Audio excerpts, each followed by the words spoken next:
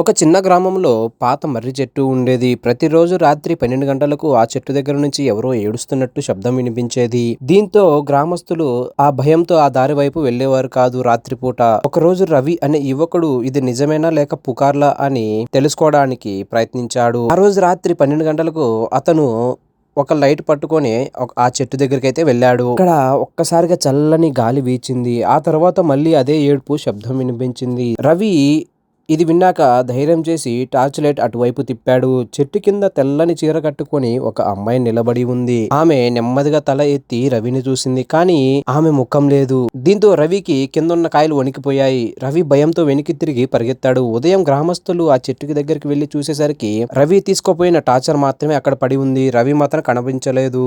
దీంతో ఆ గ్రామస్తులకి ఇంకా భయం పుట్టుకొచ్చింది.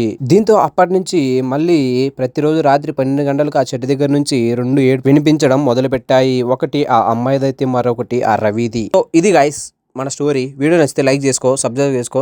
నెక్స్ట్ వీడియో కడదాం. By by.